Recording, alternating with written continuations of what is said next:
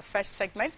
And from there on ATM Blowout, we're going to be looking at Shala's message on his Facebook wall yesterday, where he said that elected Ademola is Osun State's governor-elect.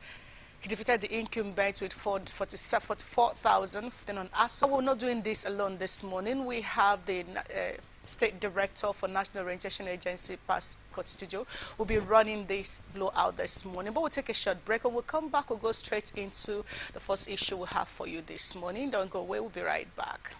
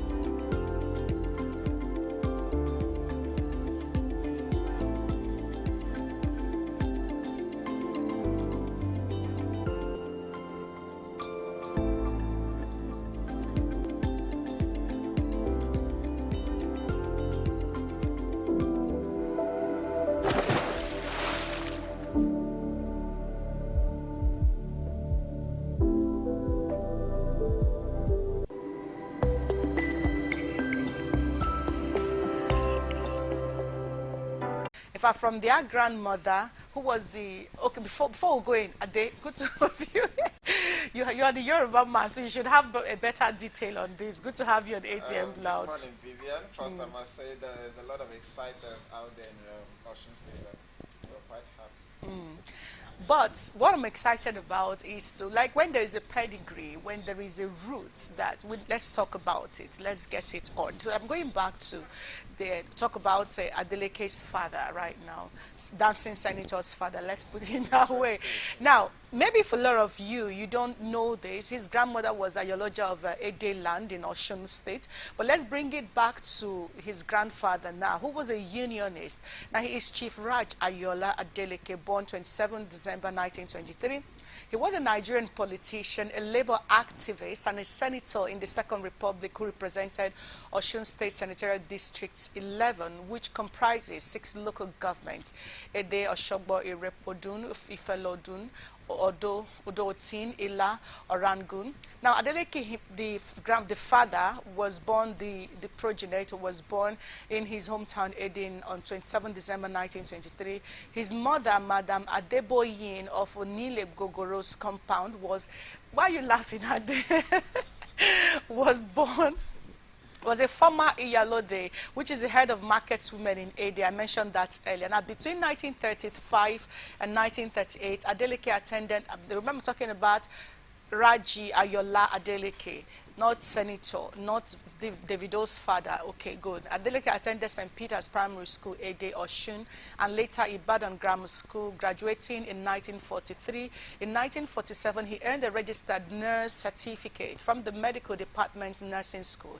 He was an early member of the Pioneer Union of Nigerian Nurses in 1948. In his lifetime, he was the vice president, United Labour Congress of Nigeria, what they were called then. And now, he is a director, before he passed on, he was also director of Organization Federal Labor Advisory Council and chairman Nigerian Red Cross Ede Osun branch. In 1976, he was conferred with the title of Balogun of Ede under the Unity Party of Nigeria.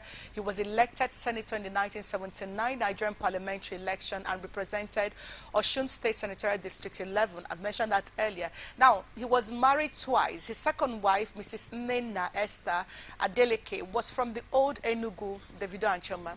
Okay, he had 5 children, including Senator Isiaka Adeleke, the one who passed on, and Ademola Adeleke. Now, this man is not just larger than life. He was... We are talking about Senator Adeleke, Davido, but this is the man who laid the precedent. The question is, why would desire to be the Davidos of this world today? Do we realize that these people are always celebrating the senator right now? This didn't just come from anywhere. And what also caught my attention is that the father, Davido's grandfather, was very educated, well educated. So now let's bring it back to the Senator Ademola's issue of no certificate and all that, Ade. Secondary school certificate, no WAEC issue, and the stories. I don't want us to dive too long on this. Okay. But there might just have been some conspiracy theory. Okay. I'm not making case for him. Anyways, but if you look at his pedigree, if you look at his lineage, you definitely agree that, oh, he has the resources to procure these documents even before you could say so. Does his family have a lineage that owns institutions? Yes. Are they educated? Yes. Can they procure certificates with any name inscribed on it? Yes. Can they go to any length and breadth to do so? Yes. So, in the first place, why would we want to paint the saga of certificate or no certificate? There's a history to trace to these people, and I think they've made some quite some good marks for themselves. Now, so speaking of that too, there are very few artists today who honed their skill and were able to go through university and that's where Davido comes in. So when we are celebrating a Davido or the Senator Ademola Adeleke, we also need to go back and realize that these people were not just ordinary. There were people who had a pedigree, and that's what we should all emulate right now. But there's something like interesting again. The big question on everybody's mind is, there a big family in Ede, Osun State? People are asking, do you think that these people, Senator Ademola is going to be the governor of Osun State or the governor of his Adia-Dele case. That's where the big issue is. I remember the dad was a big unionist, an active, labor activist, as a matter of fact, rose to become vice president of then now NLC body. Yeah. So everybody is asking, are they going to be the governor of Osun people? But like you said, we saw Osun people were excited, came out on the streets, were really, Imole was everywhere and all that. Even before INEC made the announcement. You're following it. Yeah. So is this like, oh, we are back to where we belong, or is this going to be the governor for the Adele case, by the Adele case, to the Adele case, or is it going to be a governor of Osun State? That's a big question on everybody's mind now. And that is an interesting question you're bringing up this morning. Let me take it up from where you said Imole. Imole is actually translated in English as light. Oh, thank you. Every beam of light on the people. Now, the Osun State election would have been dubbed the Akara election if care was not taken. You mean the one that Raouf and his people were frying Akara? Exactly. He traveled out of the country. It would have been dubbed that if care was not taken. However, we saw the dramatic change of what happened.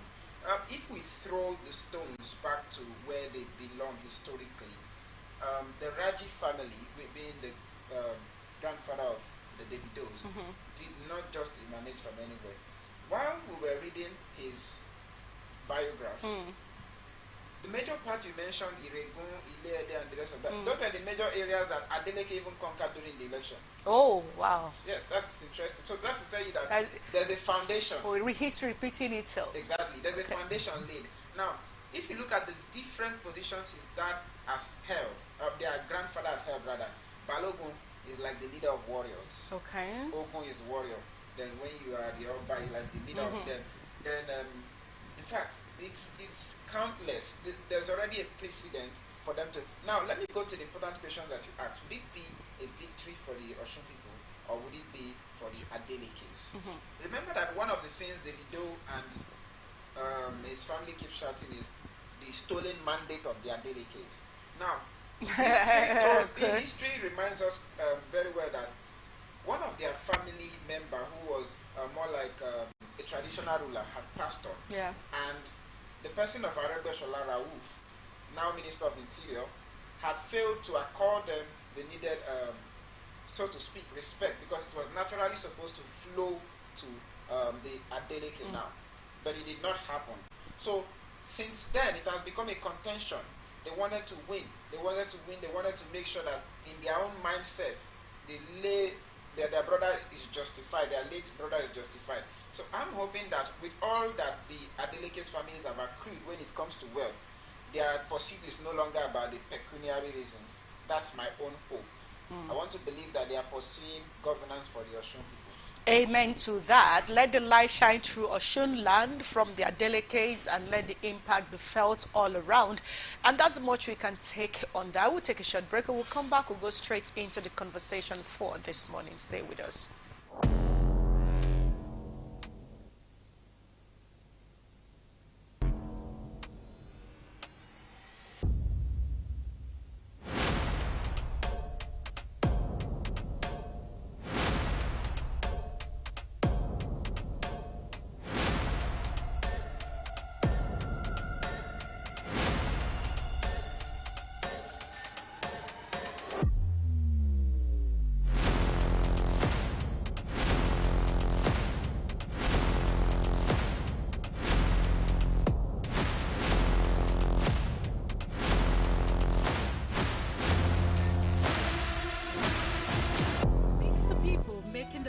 In our time on ATN Icons. Here, we present you legends celebrated for their heroism in different fields and serve as role models today. ATN Icons, showing every Sunday 8 p.m. to 9 p.m. on Atlantic Television Network, StarTimes DTH channel 194, ATN Live on Google App Store, Facebook Atlantic Television Network, YouTube Atlantic Television Network, Instagram Atlantic TV Network, Twitter Atlantic TV Net. For sponsorship 0810 634 1777. ATN Icons, celebrating the giants of our time.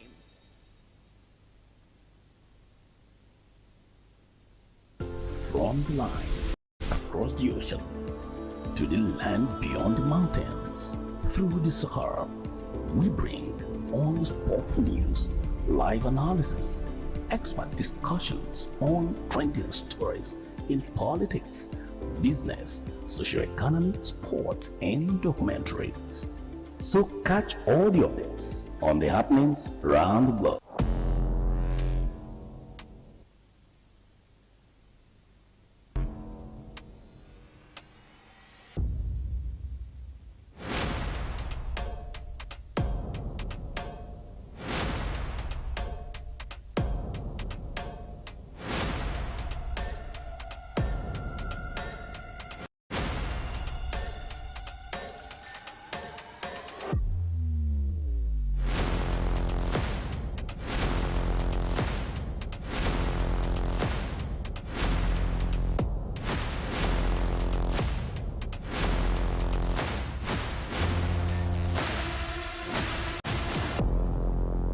All right, good to have you back on ATN Blowout. We've been able to look back at a bit of a history with the Adele case, and of course, our very own dancing senator, now governor-elect. Once again, congratulations to them. But let's go back to get you back on Osun State on our first story for this morning.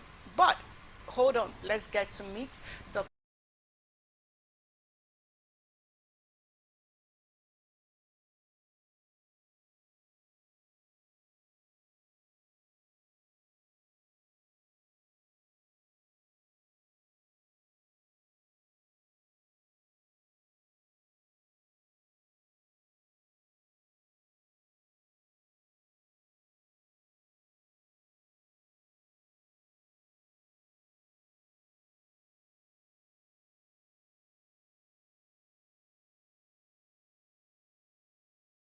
of men and giveth it to whomsoever he will. This is coming from Aregboshala after the declaration of INEC. Ademola Adeleke was declared the winner of the Osun 2022 elections.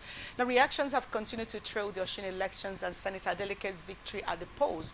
The former Osun State Governor and now Interior Minister Rauf Aregboshala took to his Facebook to give his take. He said, Osun Le Tente. This matter is by the decree. He went on to quote the book of Daniel. Now, this is it. He said, this matter is by decree of the watchers and the demand by the word of the holy ones, to the intent that the living may know that the Most High ruleth in the kingdom of men and giveth it to whomsoever he will, and setteth up it to eat the basest of men. This coming from, he quoted Daniel 4 verse 17. Now recall that Osun APC factions have been at loggerheads with Aregboshala controlling one faction and Ayatollah controlling the other faction.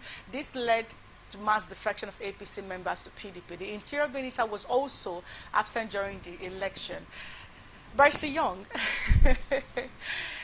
the issue about PDP and APC, though either they are defecting or they are coming into, basically moving in from left or to the right, as the case may be. But this time, the fight between Ayatollah, the incumbent, and of course Aregboshala has been all over the place. Interestingly, that just a few hours before the election, he jetted out of the country. And when Adebola Adeleke was declared the winner, we saw him quoting the Bible. Let's get to have your take on this. Well, I think for me, the election in Osun, it has come and gone. Like the president, you need to look at the president's body language.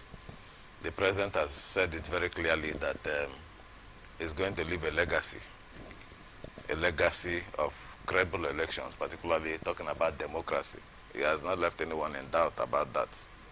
And for some time now, you can also see clearly from his intents, from his body language, even during the primaries, his refusal to get involved, his refusal in terms of interference, and so on.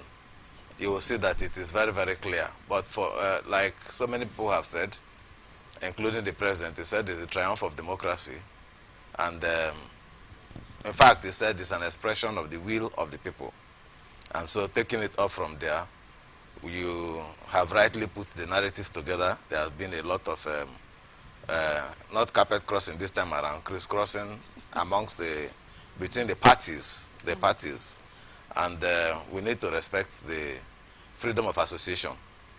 There's that freedom of association, and I think they appear to be capitalizing on that to do the sort of things that they are doing.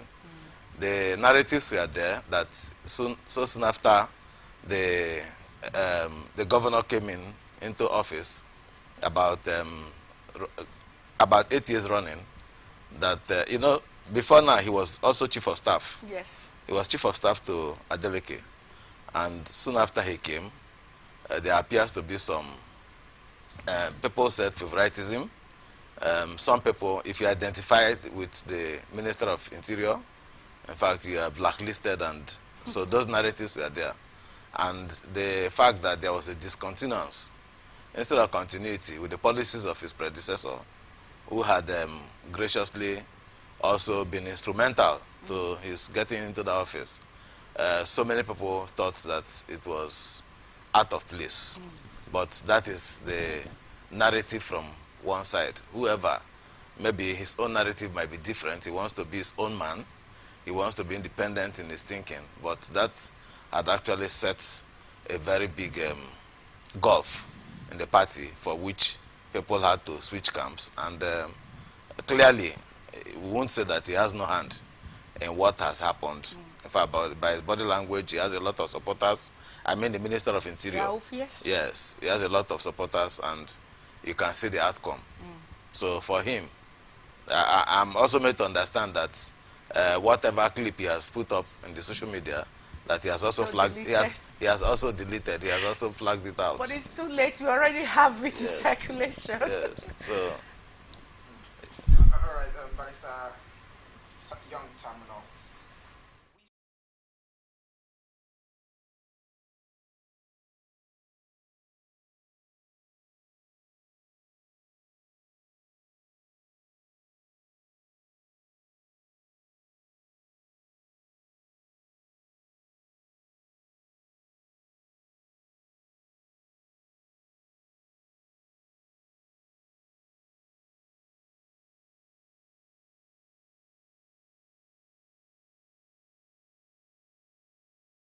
Oyetola gotten that fallout with Aregbesola. That's the major reason why he got to Adeleke got to win the election instead of putting it as that of democracy.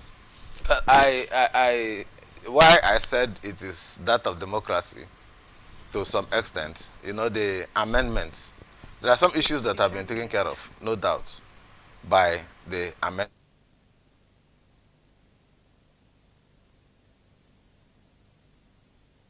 to the election. We had 1.9 million registered voters, and about slightly above 1.4 million had taken their PVCs. I hope you are aware. Yes. And then if you look at the final outcome, it means that certain things, certain templates that have been put in place by INEC, that some of those things are actually playing out.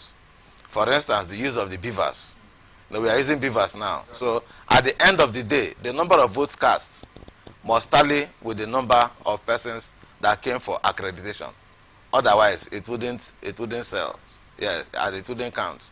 So people are sitting back. In as much as I agree with you that there were cases of vote buying and vote selling, as the case may be, because we saw clips of that, EFCC making some arrests, but we also have clips of the fact. We also have clips of the fact that, initially, some of the persons that took active part in that election, came to hail the process, that people were actually rebuffing those who wanted to buy their votes. Some persons outrightly declined.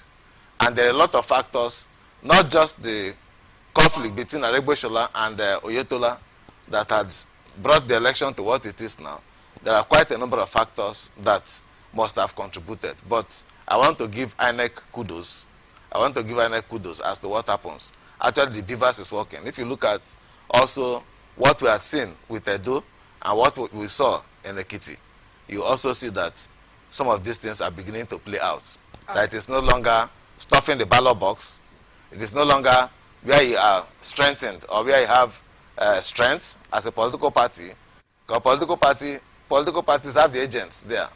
And so the narrative prior to this time, we all know, has been that where you have strength, after the number of votes, after the votes have been casted, you will now also notice that what usually happens is that whatever is the balance of votes, that whatever is the balance that have not been catered for, that the parties that are there normally share amongst themselves. And the stronger party, perhaps with enough resources, or that is more popular there, will have a higher percentage.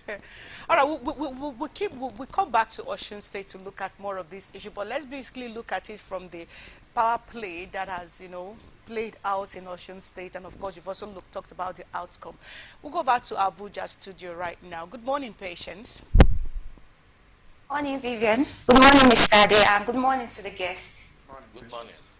Okay, now my question is, now I'll look at it. Davido is a family to Senator Ademola, who is now the winner of the Osun election.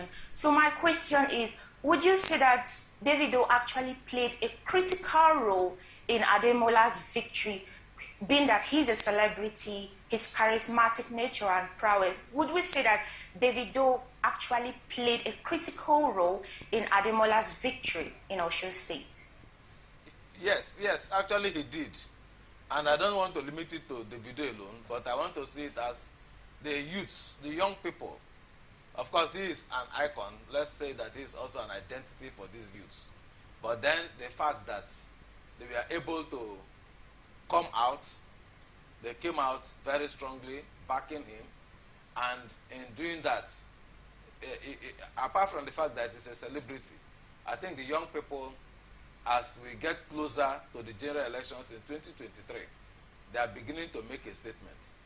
Now, even this issue of vote buying, people have accused the young people that it is not enough for them to be on the social media, that the 2023 general elections would actually be a test case. And we saw the young people in the Osun election actually making a case. In some of the places where we heard that they declined or they refused their votes to be bought, we found out that young people were involved. But we'll soon get there. So I want to see it as young people identifying with one of their own, Davido being the icon. Narratives had it that even on Friday, prior to the election, he also had some programs, some shows, and a lot of persons attended. But I think that there's a gradual paradigm shift in terms of the voting pattern, and also in terms of the use of the young people. Prior to this time, we have always seen the young people. In fact, elections is about young people. If it comes to voting, you have them in majority. If it comes to electoral violence, like we used to have, you have them in the majority. If it comes to practically doing the election, stuffing the ballot boxes, prior to this time, when the hijack of ballot boxes was very, very prominent, it is also the young people that do it. So it's these young people that are beginning to think differently now. But this is just a test case. We are looking forward to the general elections in 2023, when we can actually measure what the young people are thinking and if enlightenment had actually had an impact on them. All right, thank you very much, Barrister Young. Christopher. Thank you, Vivian. Ms. Ade, to the guests, good morning, all of you. I also want to find out, apart from the fact that Davido contributed to the victory of their delegates, I also want to know, looking at the background of their delegates, their success story so far, and all of that, without Davido being in the picture, do you think they would have stood the ground or stand a chance to win? If you ask me, I will say yes. And that is why I said, perhaps everybody is saying Davido. There are also some other issues that are on ground. Very strong issues. If you look at the comments that had been made since after the election, the post-election comments that have been made. If you take, for instance, the comments by Professor Woloshenka, you will see that there is some history, some conflicts that are unresolved in Osun, particularly allegedly, for instance, the unresolved case of how Bola Ige died, and some of the persons that are active around the political scene now, what action or what part they played, what action they played at that time. So there are some of these deep-seated, I don't want to call it animosity, but differences that exist in Osun and what you saw.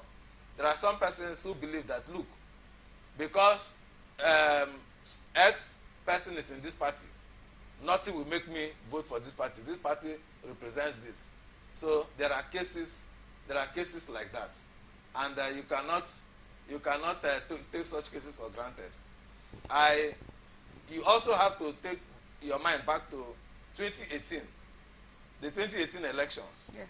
The 2018 elections. There are also 2019, 2018. 2018, yes. That was when they had their last election in Osun State. Yes. That brought in for a second tenure, Yes. for a second tenure. If you look at that election too, some people still believe that Oyetola won that election, and some people are still putting their stakes on it. But the people thought otherwise, because there was actually a rerun election. The people thought otherwise. And what is existing is what is the law. What exists is what is the law. So de facto and de jure, he has remained the governor. So, but this time around, people felt, okay, let us go back. Then don't also forget the other factor that I've also been mentioning. If there's a gap between leadership and performance, it is also very, very important. What are the gaps between leadership and performance? Thirdly, there are internal, even within the APC, without the elections, there are internal party wranglings, like you have mentioned, between the rough Arebushilas faction and then the Oyetola's faction. And these internal differences conclusively, were they resolved? These are the issues. Because the narrative we have is that, okay, there was an attempt to resolve it by the Senator Masary's committee. That's the placeholder. Yes. The recent placeholder. There were attempts by his committee to resolve it, but it was not conclusive. Yeah. And people were expecting that those issues should be concluded, but they were not concluded. And here we are again. Yes. Well, once again, congratulations to Osun people, and we wish the best of a leadership time for Senator Adeleke and everyone involved. But there is another news that we need to look at this morning, and this is going to the NBA. Micah is elected the 31st president of the Nigerian Bar Association. A senior advocate of Nigeria, Mr. Yakubu Micah, has emerged as the 31st president of the Nigerian Bar Association, NBA. Now, the Sun polled 22,342 votes to defeat the first runner-up, Chief J.K. Gadazama, senior advocate of Nigeria, who polled 10,842 votes out of a total of 34,564 votes that were cast for the position. In his speech, the new NBA thanked God for his victory, urged all the contestants in the election to join hands with his team to move the association forward. He commended the outgoing president of the NBA, Mr. Olumide Akpata, for his efforts to reposition the association. Mike implored the Independent and National Electoral Commission (INEC) to understudy the technology-driven electoral system of the NBA. He said there was need for INEC to leverage on technology in such a way that electorates across the federation could cast their votes from the comforts of their homes, as was done by the NBA in its election, which he described as free, fair, and credible. Micah said the NBA under his leadership would continue to speak truth to power and to do all within its mandate to promote the rule of law and protect human rights in the country. On his part, the outgoing NBA president Olumide Akpata said he commended the members of the NBA Electoral Committee and urged those that lost at the poll to accept the result in good faith and join hands to move the association forward.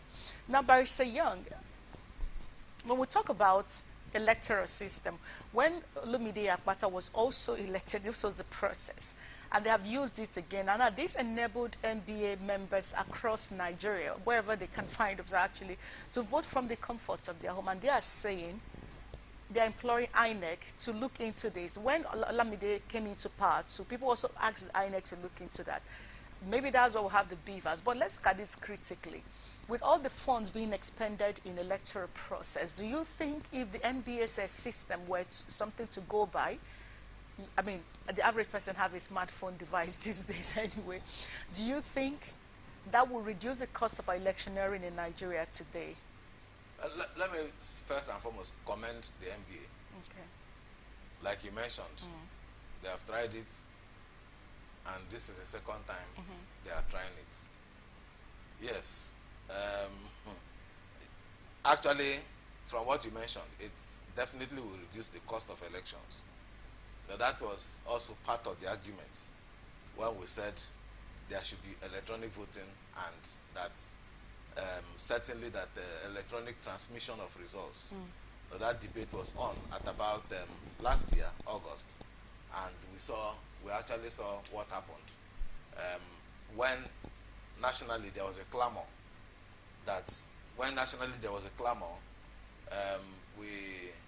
It was reintroduced in the House, and upon being reintroduced, finally we have what we are currently using now, the beavers, and especially the electronic transmission of results. Our take is that gradually, it is work in progress. Our take is that gradually we'll get there.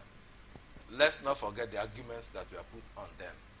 The arguments were whether we had the necessary infrastructure to transmit the voting to, that's if we have to do it from the comfort of wherever. The argument was that even some of our local government areas, that they are so remote, we also have the infrastructural issues, talking about power. We have those issues. But gradually, what we have now is something that one may consider incremental, that gradually we'll get to that point. And when we get to that point, definitely it will save us a lot of costs. And part of what we have to also think of is cyber security. We also have to consider issues of cyber security.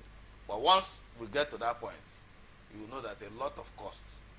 For instance, the ramp where voting is done, all that cost, ballot boxes, ballot papers, and all that. What about security? Yes, security, yes. Particularly cyber security.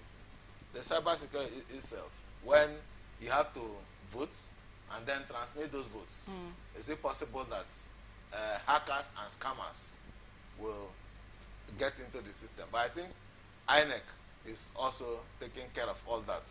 For the 2023 general elections, already they are taking care of all that to make sure that their systems are properly protected from those who could hack into them and then cause crisis thereof from such hacking into their system.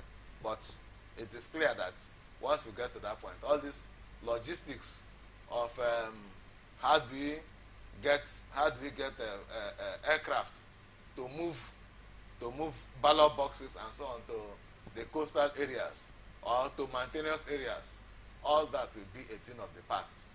And how do we get boats? The cost of, and those are the things that are making the cost of elections very high. Those are the things that makes the cost of elections very high. So let's hope that we'll get there, but it's gradual.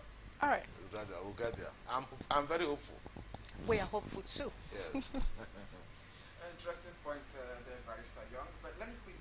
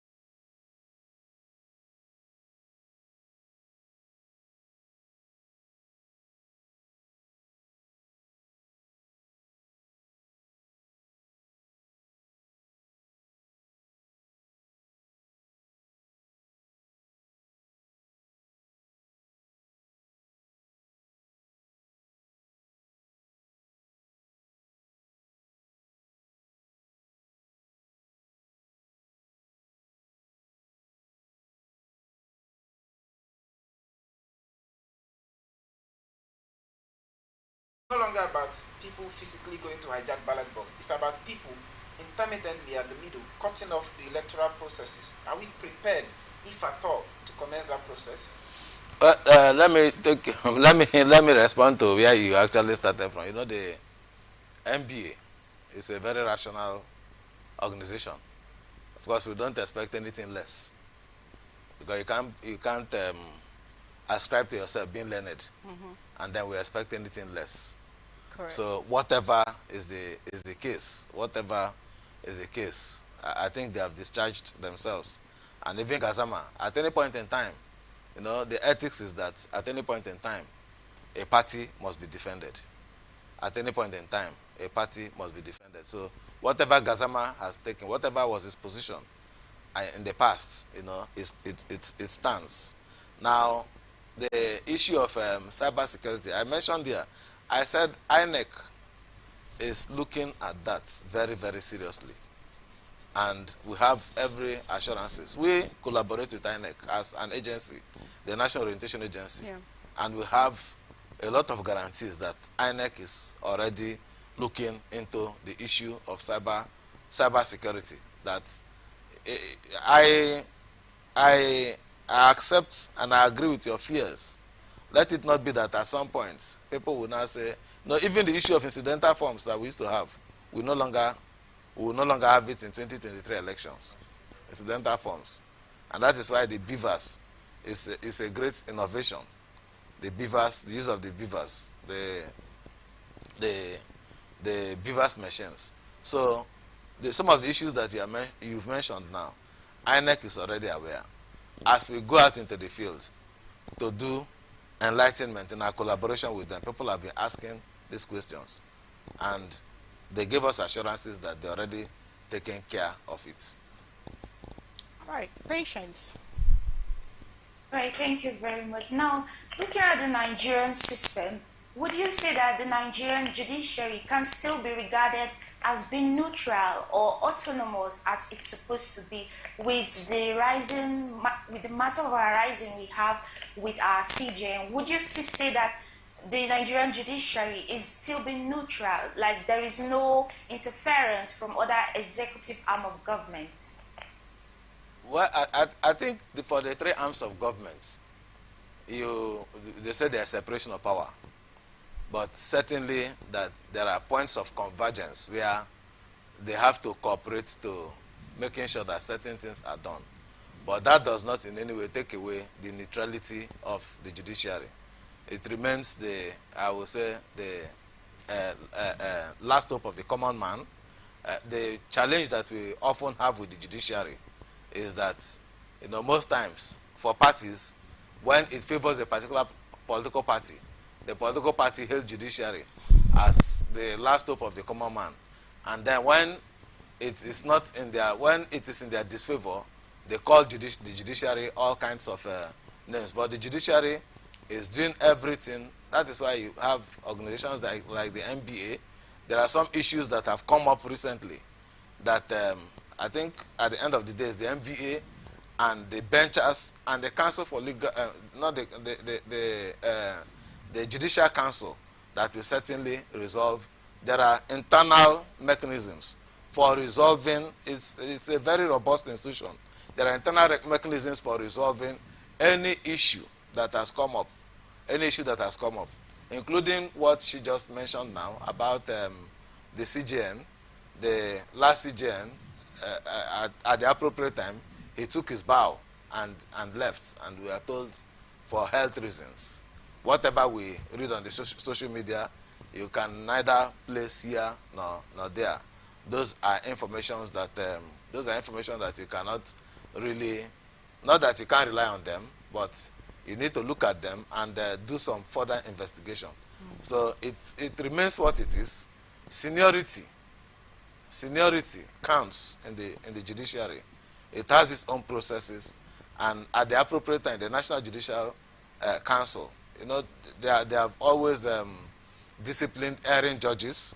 They have always disciplined erring judges. Of course, even appointments and so on. In terms of appointment, even those that are erring. So it's a system that has its own internal mechanisms for strengthening it, making it more robust, and if there are challenges, for taking care of those challenges. So the judiciary is intact. All right, thank you very much, Barrister Ayatamino.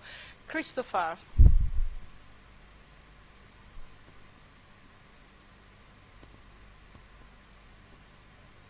All right, we'll come back to this.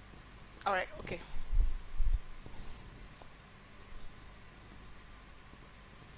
Let me quickly come back to you on this. There are issues that sometimes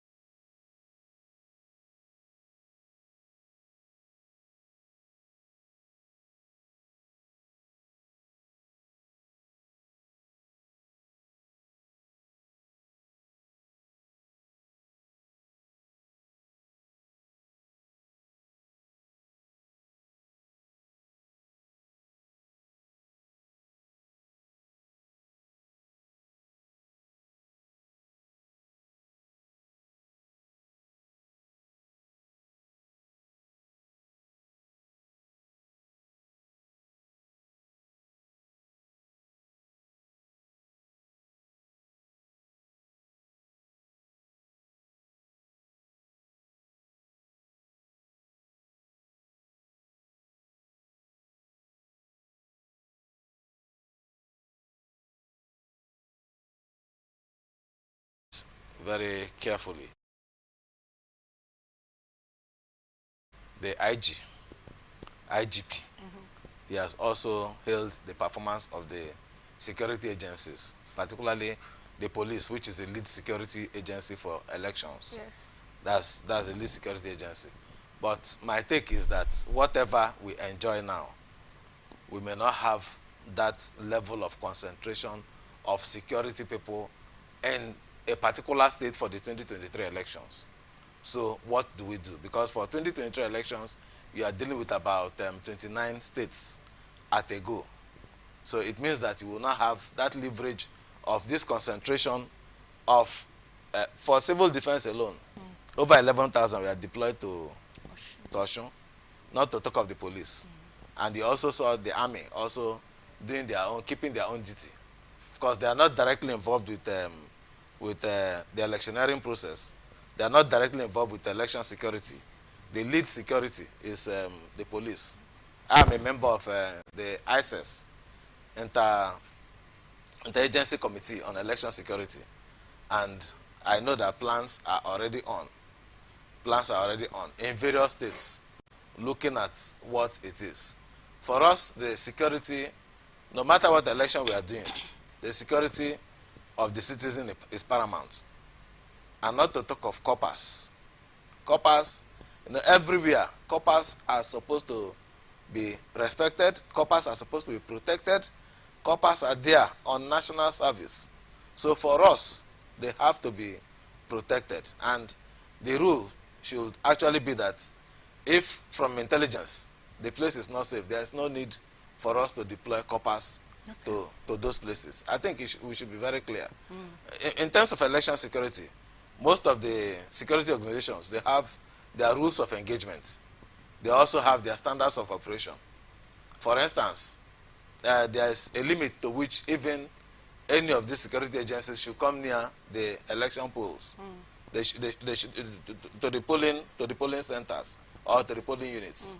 There's a limit to which they can. And in fact, the army, they are not to come into the election unless there's a distress. Unless there's a distress call by the police, where the police is overwhelmed. That is where the army oftentimes come in. Otherwise, they help in terms of logistics. The Navy is also there. For us that are a coastal state, the Navy is also there. The Air Force is also there. The Army, when you draft in the Army, it's always a last resort. Let's forget the fact that now we see soldiers. It was not common to see soldiers, in fact, within the communities prior to this time, if not for some of the security challenges that we are having now. So their own training actually is different, you know, for basically to fight against Combat, yeah. external aggression. So when you call them in without first and foremost debriefing them of so you just call them in when there is stress, and you know, so those are the things that we need to avoid. So it is more as electorate, the onus is actually with us, and we'll continue to do our enlightenment as much as possible. We'll continue to do our enlightenment, which you as media, because what we are doing here now, you're also providing political education. So we expect that everybody, the protection of these young people, coppers, who have left the comfort of their state, the comfort of their homes, it's all about national unity and integration. Yeah. So we don't expect that for coming to serve this 1 year, that anybody should lose his life. All right. And I think we should completely discountenance that and condemn it to its fullest. All right, we keep looking at that, keep holding you responsible, because that's your job, and we keep coming to you to ensure that we have the updates as we make progress into the general election itself. We'll take a short break on ATM Blowout this morning, but before that, just to let you know that we're still going back to Osun State. We are not done with Osun State. So Osun 2022, Senator Adeleke Ademola is Osun State Governor-elect, defeated incumbent with 44,426 votes. What are the details? How did it all get to this point? We've touched on this a little bit, but when we come back from the break, we'll go straight into this discussion. We'll be right back. Meet the people making the difference in our time on ATN Icons. Here, we present you legends celebrated for their heroism in different fields and serve as role models today. ATN Icons, showing every Sunday 8 p.m. to 9 p.m. on Atlantic Television Network, StarTimes DTH channel 194, ATN Live on Google App Store, Facebook Atlantic Television Network, YouTube Atlantic Television Network, Instagram Atlantic TV Network, Twitter Atlantic TV Net. For sponsorship 0810-634-1777. ATN Icons, celebrating the giants of our time.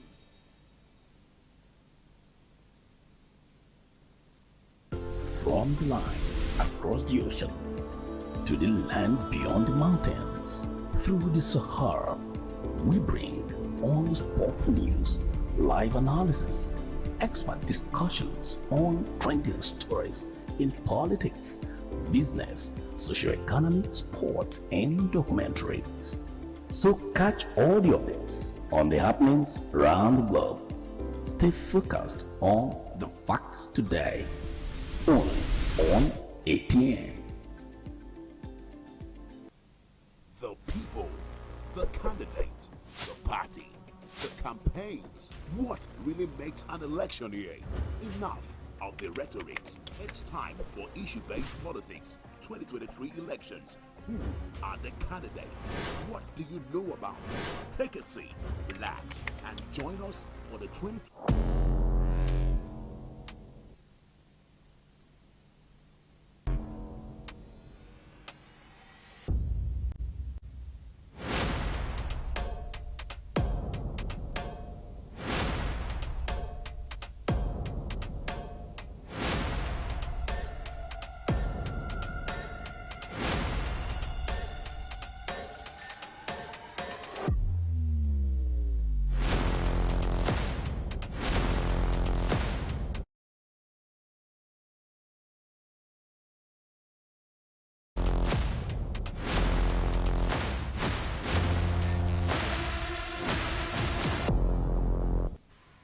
You're still watching Atlantic Blowout this morning. In case you're just joining us, we've been discussing some very pertinent issues in the news. Now we move over to issues concerning still the Osun 2022 election, where Senator Adeleke Ademola is said to be Osun State Governor-elect, who has defeated the incumbent with 44,426 votes. The Osun State 2022 final collation and announcement of results were held at the INEC office in Osogbo, the state capital. Adeleke of the PDP emerged with a total of 403,000 votes from 17 local governments, while Oyetola pulled 375,000 votes. Ademola Adeleke is a former senator and a younger brother to the state's first governor, Isiaka Adeleke. He defeated Boyega Oyetola by a margin of about 44,426 votes. The Osun State governorship election had 15 political parties participating. 13 other candidates that took part in the election include Akin Ogunbiyi of the Accord Party Goke, Omigbodun of the Social Democratic Party, and the former Deputy Speaker of the House of Representatives, Lasun Yusuf, who contested under the platform of Labour Party. Caretaker chairman of the party in Osun State, Dr. Akindele Adekunle, before the announcement declared that the party has secured a majority as well as more than two-thirds spread across the 30 local government area and offices. Interesting point of view there. But let me get to hear from you, Barrister Young. Looking at the figures, what do you say? This is almost like a landslide victory. But in your own estimation, what would you say about the results pouring out from the Osun election and the fact that Adeleke has subsequently been elected and had to unseat an incumbent?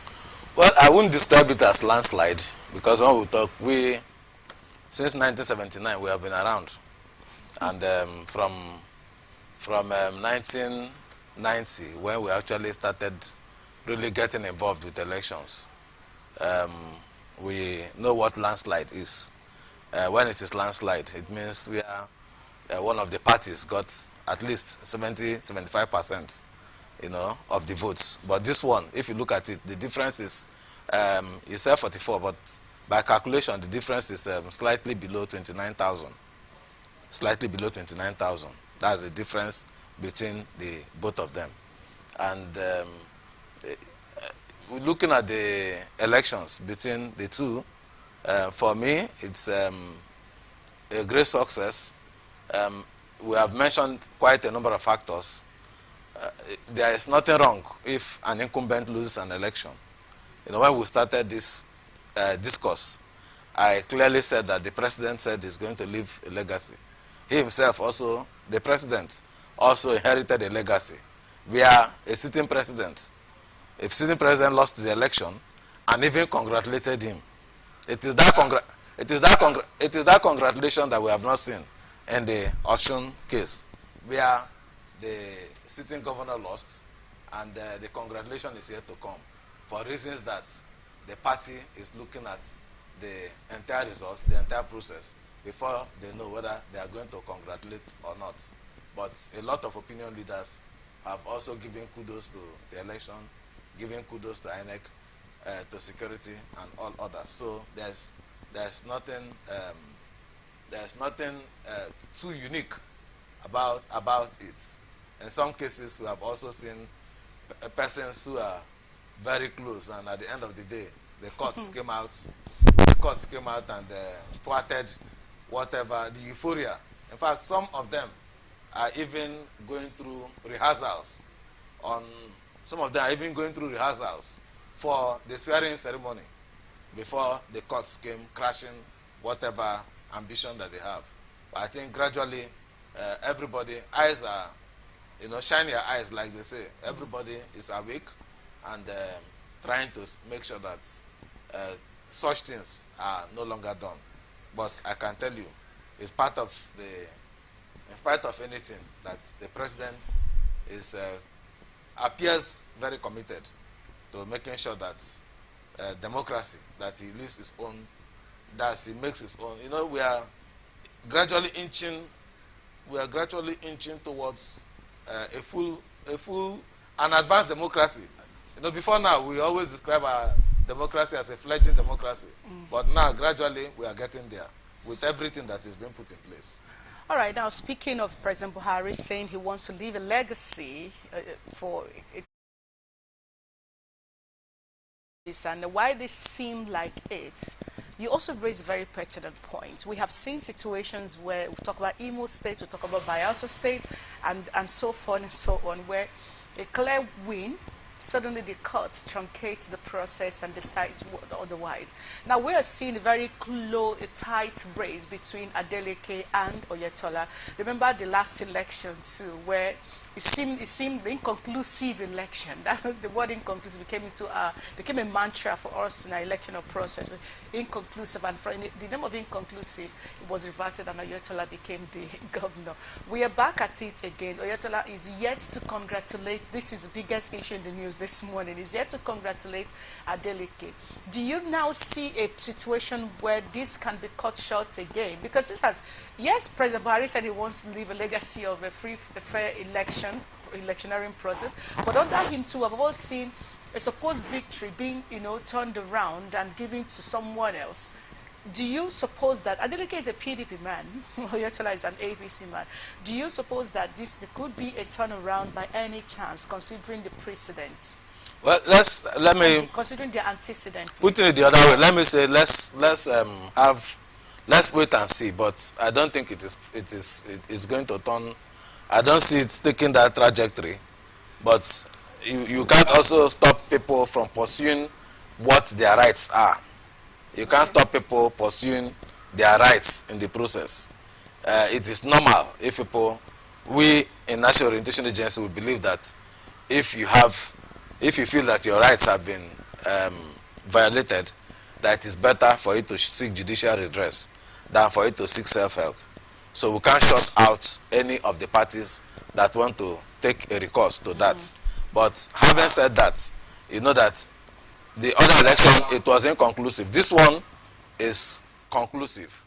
This one, the Vice Chancellor that was the returning officer, I think University of Lagos, yes, Oluwatoyin Ogundikpe came out very clearly to say that, to in fact announce the results. So at least that stage, we have gone beyond that stage. Anybody could seek judicial redress. If you feel that your rights have been violated, you can seek judicial redress. And well, when you go to court, it is either you win or you lose. So the courts will have the final say if it gets to that point. All right, now let's move over to Patience. Patience, are you there? Okay, let's go to Chris. Conducted there, Right. free and fair one, and do you see the INEC doing a good job there? Looking at the number of votes he scored. So what's your analysis, what's your summary of the Osun election? Would you say it was a credible one indeed? Yeah, it was a credible one. It was, for me, it was credible. The INEC, if you look at the margin of votes, I know, for example, that one vote is important in an electoral context. But when you look at it, the margin between them is slightly below 29,000 votes, and it was a very keenly contested election. All of us, we can't claim, or we can't play novice of the fact that the power of incumbency is a very strong one, and the other factors that had come to play, some of which we have mentioned here, even without looking at the individual. Some persons for this particular election, persons will tell you that they were not actually looking at parties, they were looking at individuals, and then the performance of those individuals. That was why I said between leadership and there's a gap between leadership and performance. This is the governor. This was a senator. This was a senator, or is this still a senator? This was Adeleke. Yes. Well, yeah, that's a senator, yes. A senator of the Federal Republic of Nigeria.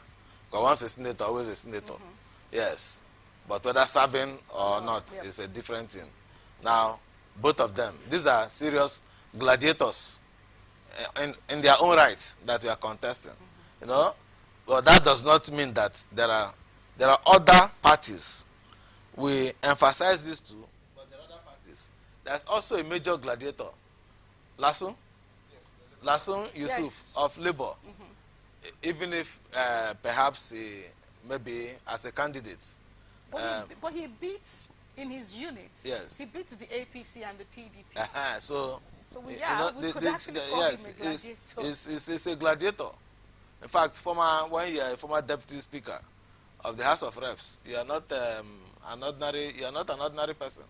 So he too, even though when he came in was slightly late, when they fielded him, but then they all worked, and they worked hard. He also had some backlashes. His house was burnt and all that from the narratives that we got. But at the end of the day, I think the elections were properly conducted. 17 local government areas for the PDP, and then 13 local government areas for the incumbent, which is APC. Yes. Okay, let's go over to Chris. Chris.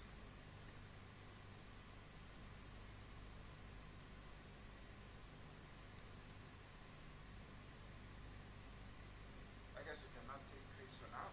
Let's move to our next story that we have at hand, and that's concerning the ASU strike. 21 days ultimatum expired.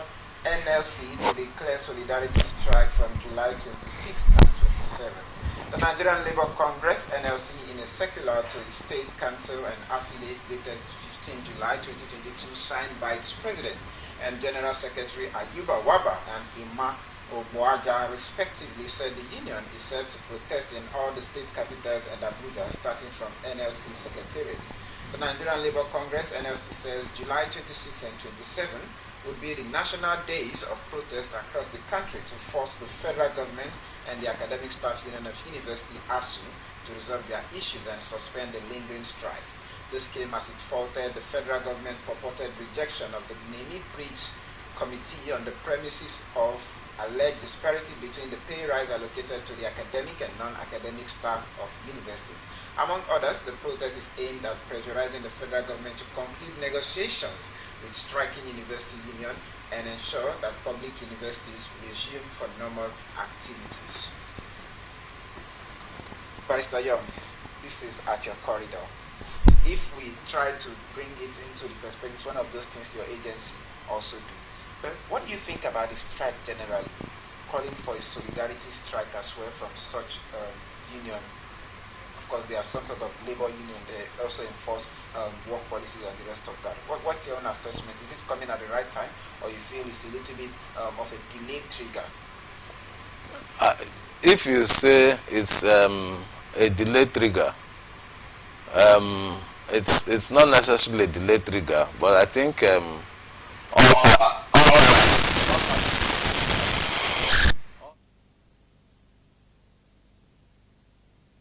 interests. You know, the first it was NANS. NANS threatened before the elections that they were going to disrupt the primaries. They said they were going to disrupt the party primaries. But at the end of the day, better reasoning prevailed, and we got the primaries ongoing, and now the Ekiti election. I think it is the right time for these issues to be resolved. The issue of Nimi BRICS, the Nimi BRICS committee, you know, when it was first set up, ASU appears to have had some reservations about that committee being set up by the federal government. As at this moment, it is the other way around, where the government that had set up the committee is even the one that is protesting the fact that that committee had done its job properly. In fact, there are even short of accusations that you took sides with your colleagues, and it does not tell well of our educational system. It does not tell well of governance and leadership, where you come out and openly accuse. These are serious icons of Nigerian university education. Professor Mibrix currently is even a pro-chancellor of a university. He's a pro-chancellor, and even we all know his pedigree. We also knew how he was able to take the University of Port Harcourt to its heights and the legacies that he left there, and not to talk of others that are in the team with him. These are people, very distinguished academics, technocrats, at one point or the other. So it is not good for us to, when there's a perceived interest, we begin to rubbish some of our leaders, some of our icons. Now, moving forward from there, what they said it's a solidarity, it's a solidarity rally. I think solidarity rallies that they want to have nationwide. In Rivers State here, the head of service of the state has actually called all workers to a meeting and has told them that they should stay out of it. They should stay out of it because River State is keeping to terms, to their own terms of the contract with their workers.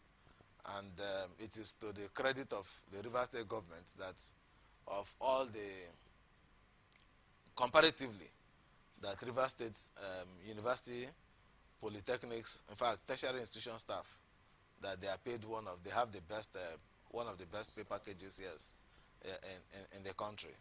But be that as it may, we are talking about a solidarity strike, and it is part of labor. You know, we are dealing with administrations. Let it not be on the long run, like some of us have actually spoken about it. If you say you don't want to be part of a national solidarity team when you're a member of that particular association, let it not be that when there is regime change and when it gets to your turn, you don't see anybody behind you. Exactly. So, yes, you don't have anybody behind you supporting you. So these are things that should be, they should be well managed in such a way that nobody loses face and nobody is shortchanged in the process.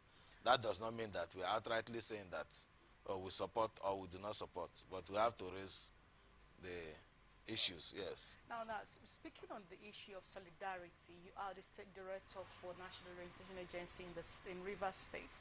Bringing this to bear on the fact that your service is to the people and not to the federal government. Yes. What is a National Orientation Agency, both at the state and national level, doing? Because, well, for instance, the position of the Rivers State government, it's not morally agreeable to a lot of people because, like you rightly said, it's going on well because he's the governor. If someone else comes in to say we've got to reverse back to status quo, what then becomes of UST and other state-owned universities? So the issue with ASU right now has gone beyond me, myself, and I, or what interests me as an individual or as an organization or as a state, because the children who are left out of school today, when they end up becoming a menace to the society, no one knows whose ox is going to be God in the process. So how can the National Orientation Agency begin to bring in other yes, you're a government agency, but your service is to the people, like I said.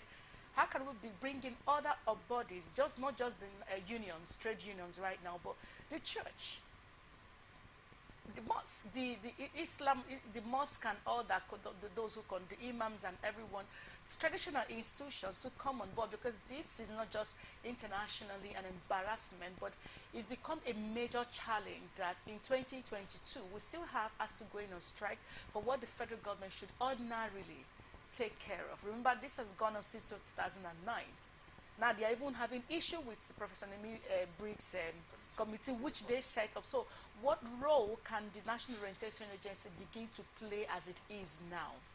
Well, like you have rightly mentioned, part of what we can do is to encourage more persons to get interested. Particularly, we have those that we call gatekeepers, influencers, opinion influencers, and this is where just last week we are told that a number of persons, including Femi Falana, is saying that this matter has to be resolved.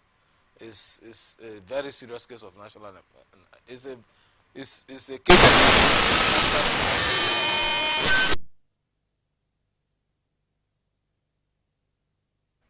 Sometimes we have these issues ongoing because most of those who can afford, most of those who are, in fact, manning our educational system, the impression is that their children are not here, are not in public schools, or they are attending private schools within the country or outside, where the timetables of those schools are not necessarily affected. So it appears they don't feel the pinch. But like you have mentioned, keeping them away from the classroom can actually be very, very detrimental.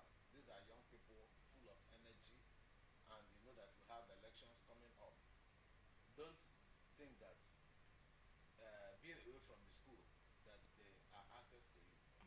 They can also be very serious nuisance to you, and that is why we are seeing a growing interest of young people in 2023 wanting to decide their own affairs, wanting to decide their own affairs. If you take the continuous voters registration, for example, of the 23 million that have been added, about 14 million or thereabouts are young people, youths, and the students also have about 6 million out of these. Out of these 14 million are also youths. That is as at June. So we have to take it serious. And now that you have raised the issue, I know that my national headquarters is already doing something about it. That's towards making sure that there is some intervention. At the end of the day, we have had interventions when the National Assembly, sometimes what some of these people want, what they really want, they need some guarantees. They want certain things to be guaranteed. And if we are going into a contract, what they are talking about is a contract as old as 2009 that they are still discussing.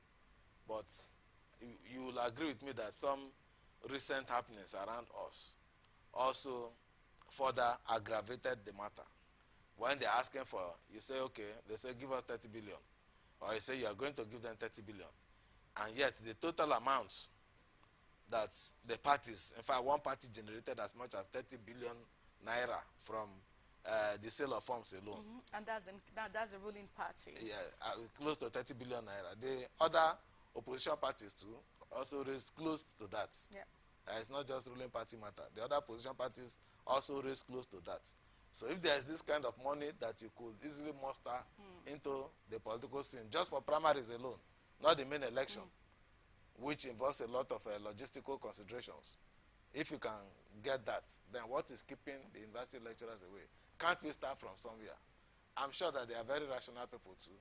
That's the university lecturers for us to start from. And we also want to say as an agency that you can take a position. For now, they are saying that they have finished their negotiation. Their negotiation is they have completed their negotiation. But I think with government, I mean other interests, they have seen the Minister of Education or the Minister of the Minister of Education and the Minister of Labor as parties representing government. But I think they also are looking at more direct.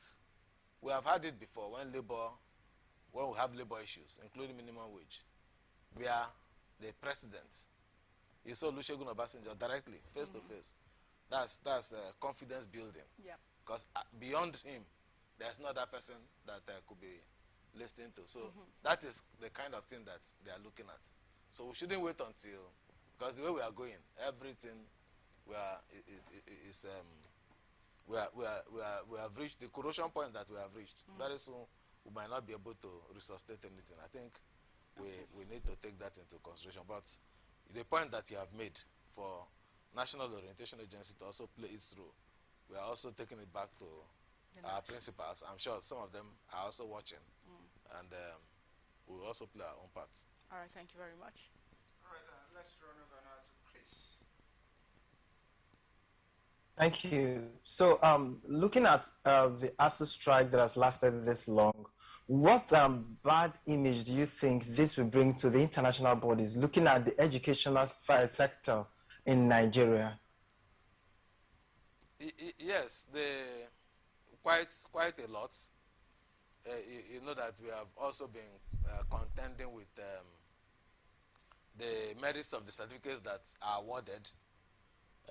Sometimes graduates from Nigerian universities are subjected to further tests, to further education, in fact to further some quality, some as part of quality control before you are allowed to do some postgraduate programs. We're already having such situations now, and it is not proper. It appears that we are just for the sake of giving certificates to people. I can bet you for sure that if the strike is called off now, some of them were midway into the semester. Some of them had just started semester. Some are just having about a month to finish their semester. But they will rather rush them through, crash them through, and then give them exams. And that is not good enough for our educational system. It ordinarily presents the image that our students are not properly trained, that our graduates, at the end of the day, the kind of graduates that we are turning out, that they are not properly baked. So at the international level, it has a lot of implications. Even in terms of, prior to this time, we used to have a lot of exchange programs with universities. Some of us were taught by um, lecturers coming in exchange for these programs. We had programs. I attended the University of Port Harcourt as a first degree and as a master's degree before, and even as a PhD student before I veered into law.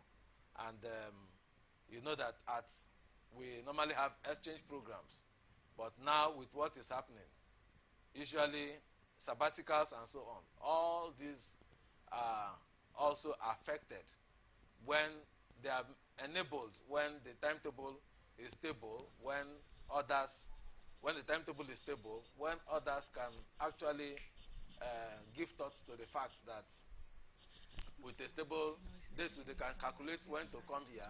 You too can also calculate when to go to those places. But currently, all those things are badly, very badly affected. So we have to be very, very careful. Researches are also affected. People are just home. When you don't use the brain for a long time, the chances are that it begins to rot. So I think these are some of the things that very strong implications. We are in a competitive world, and being in a competitive world, we shouldn't think that we are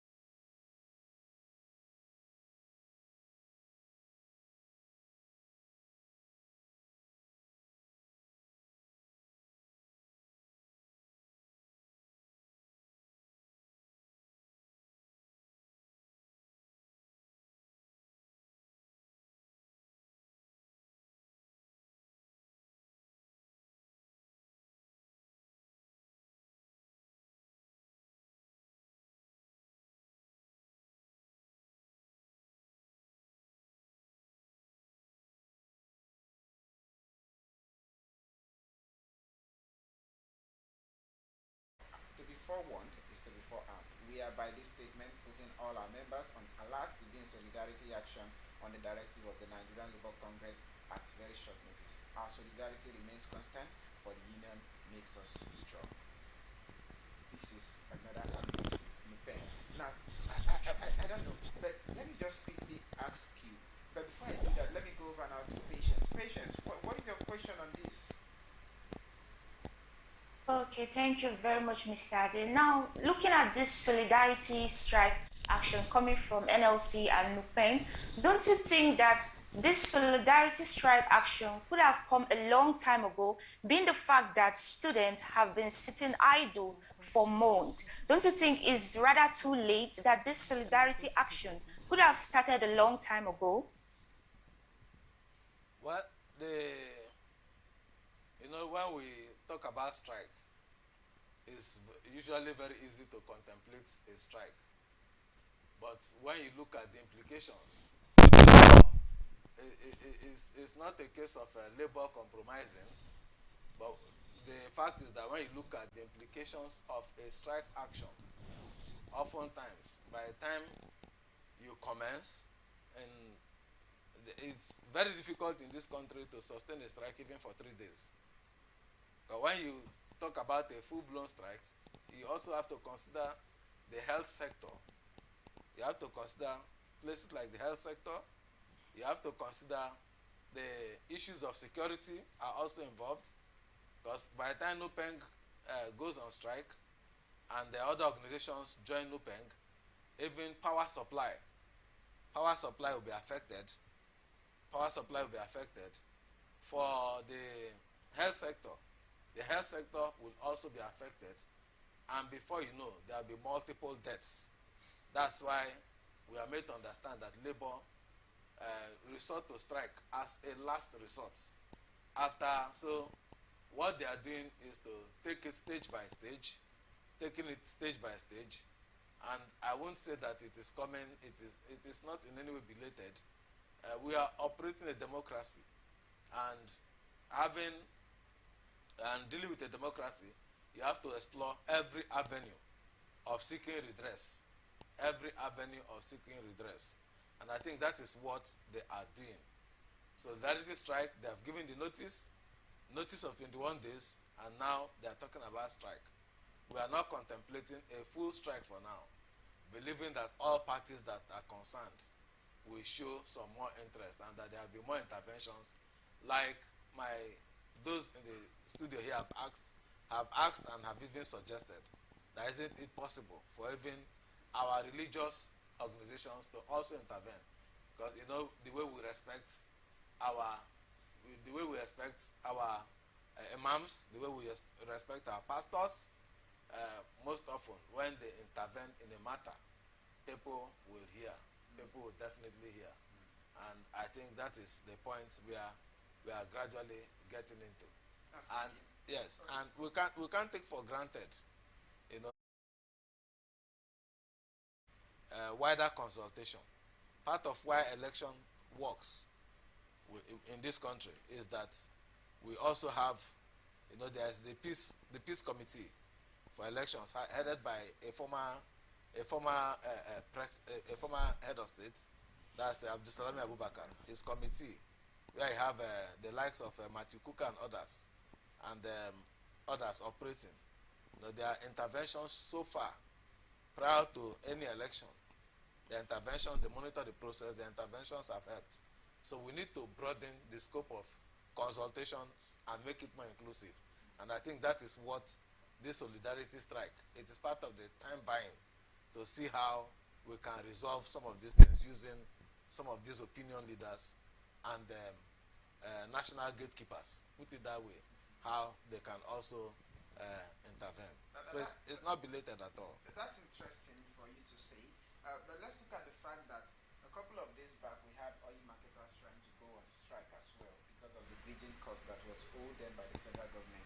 Now, anything that concerns oil, the federal government doesn't play with it, or it's liquefied gas, as the case may be. Do you think that if Nupeng happens to go on this solidarity strike, even if it's for a day or two, it's enough pressure for the federal government to bow and take care of the ASU strike? Yes, all of them are labor, but we are dealing. Let us look at it also sectorally. the fact that Nupeng enters into it is not. I can't say it, I can't look at it as a sufficient pressure. Like we all know, federal government is already looking into it. It's already looking into the matter. But what we are also looking forward to is that at the apex level, having looked at the agents of government, having intervened, and there has been a stalemate for this long. So who are the principals? Yeah. The principals are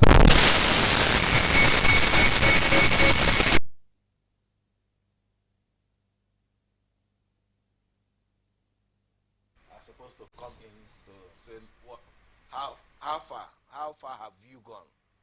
What are the concessions that could be made? What are those areas that concession? What can we do now, and what can we not do? So these are the things that we look at. And for a democracy, the National Assembly, the legislature is very important. The legislature is the representative of the people, and I think for the legislature, when it intervenes at that apex level too, because they have all committees, including committee on downstream, upstream, and everything there, for the oil and gas sector. So for me, we don't need the pressure of Enupeng before the federal government will look into it. Do something. You know why? Sorry. Let me just add that. You know why it looks a bit. It sounds a bit unusual. At the end of the day, part of the mockery that the lecturers are now facing, people are saying that at different levels, you are the returning officers of elections. At different levels, you are the returning officers of elections. And whatever you have now is, they are also part of your product. But are they supposed to, quickly, are they supposed to give a different result from what the people have voted? No, they are not supposed to. They are not supposed to give. So why are we blaming the lecturers? Yes, because in some areas when it is contentious, it has been the issue of returning officers, what they sent in, could be ward return officers, could be local government return officers, and those ones are specifically assigned to them for them to do. So people are saying for subsequent elections, please shine your eyes. Okay, let's hope that the beavers will help to deliver the lecturers from being the kind of returning officers they've been. Well, let's get around to our last story because of our time, and that's on Muslim ticket. Rebuild your commitment to nationhood, forget religion. That's Pastor Bakari telling Nigerians. The 7th General Overseer of the Citadel Global Community Church and former All Progressive Congress presidential aspirant, Pastor Tunde Bakare, yesterday urged Nigerians to prioritize nation building ahead of ethnic or religious sentiment. Bakare, however, charged fellow Christian leaders to approach the issue in question and the broader context of the 2023 elections with civility, clarity, and with continued hope and the possibilities of a united Nigeria. Reacting to the decision of the APC to select a Muslim as the president and vice presidential candidate of the party, Bakare said that this is a time to show maturity in decision-making and to give every Nigerian a sense of belonging. As standard bearers of the message of the new Nigeria, we dream of a nation in which every Nigerian will be judged not by their ethnicity, political leaning, and regional affiliation or religious persuasion, but by the content of their character. Quoting Dr. Martin Luther King Jr. once proclaimed, he said, in respect of this nation, the United States of America, Bakare said, the pillar of northern Nigerian politics, the late premier of northern Nigeria, the Sardana of Sokoto, Sir Ahmadu Bello, recognized this moral obligation to ensure that due consideration is given to diversity of persuasions in public policy. Hence, his statement to the peoples of northern Nigeria in a unified message was, as a result of northern Nigeria had its political foundation built on the principles of inclusion and religious harmony. This value system of religious neutrality and inclusion played out when military forces from northern Nigeria took over power in the 1966 counter-coup. The military had the confidence to leave the nation in the custody of a Christian from a minority ethnic group in the north.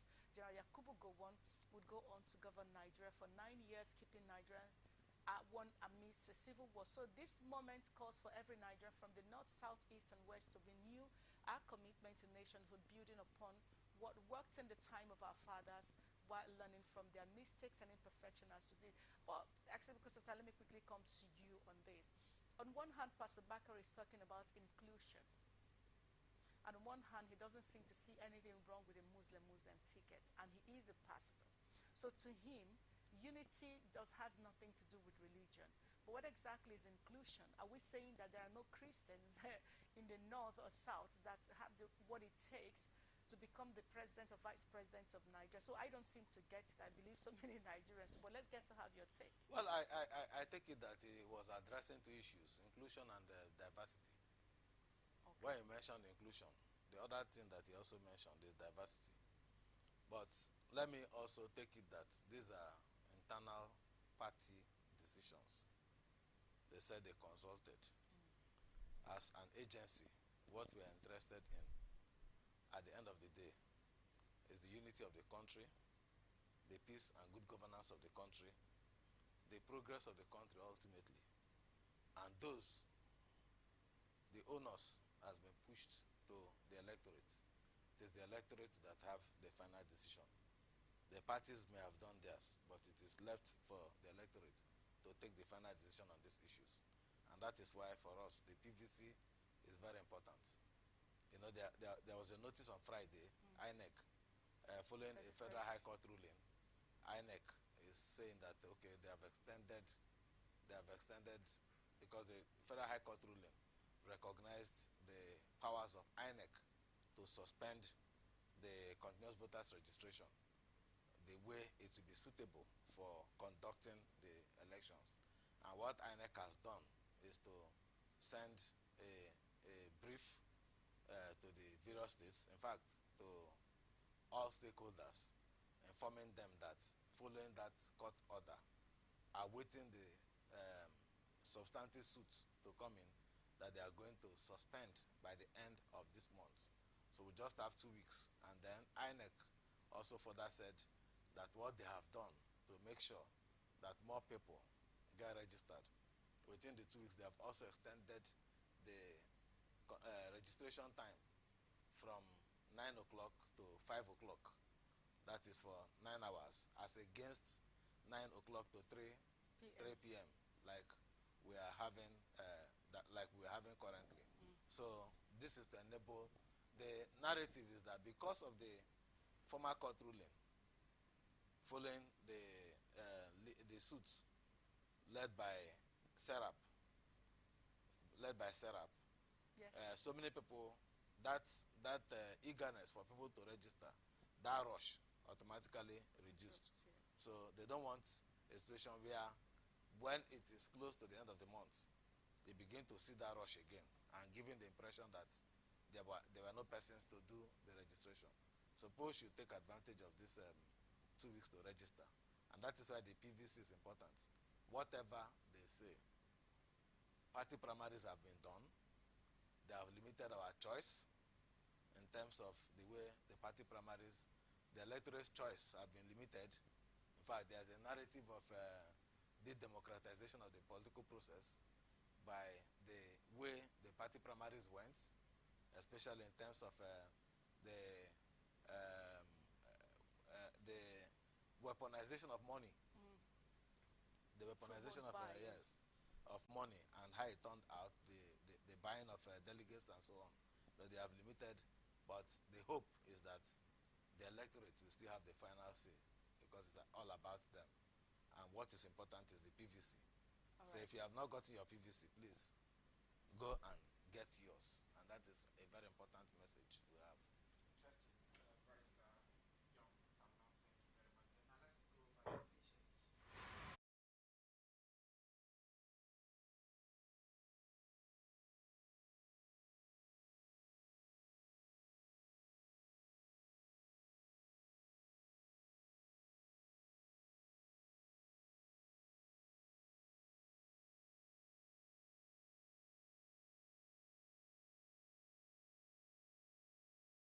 Incidentally, Bakare has also been a vice presidential candidate.